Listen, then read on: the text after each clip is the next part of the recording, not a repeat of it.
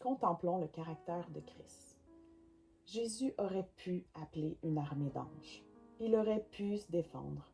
Il aurait pu répondre à la haine par la haine, à l'injustice par la vengeance et aux accusations par la colère. Mais il a choisi un autre chemin. Il a choisi l'amour. Sur la croix, Jésus nous montre que le pardon ne signifie pas que ce qui nous a été fait était acceptable. Il ne minimise pas la douleur. Il ne nie pas l'injustice. Le pardon coûte quelque chose.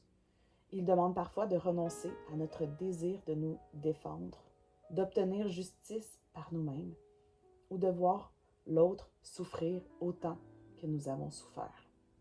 Mais Jésus nous a montré un chemin différent.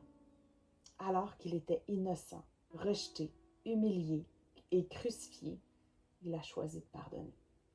Parce que le pardon chrétien ne repose pas sur le fait que les autres méritent notre pardon. Il repose sur l'amour et la grâce que nous avons nous-mêmes reçus. Christ nous a aimés alors que nous ne le méritions pas. Il nous a pardonnés alors que nous étions encore loin de lui. Et c'est cet amour qui nous donne la force de faire ce qui semble parfois impossible, pardonner. Contempler Christ, c'est comprendre que nous ne pardonnons pas par faiblesse. Nous pardonnons parce que nous refusons de laisser la haine des autres transformer notre cœur.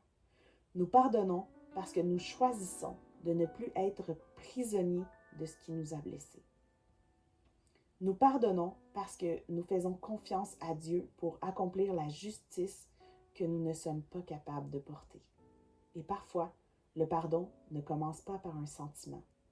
Il commence simplement par une décision. Seigneur, comme tu m'as pardonné, donne-moi aujourd'hui la force de pardonner. Je ne veux plus laisser cette blessure occuper la place qui t'appartient dans mon cœur. Car en contemplant Jésus, nous découvrons que l'amour est plus puissant que la haine, que la grâce est plus grande que l'offense, que le pardon peut ouvrir une porte vers une liberté que nous n'aurions jamais pu trouver en gardant notre douleur enfermée en nous. Contemplons Jésus à tout moment de notre vie, afin que sa présence soit la lumière dans ce monde et l'exemple pour notre prochain. Amen.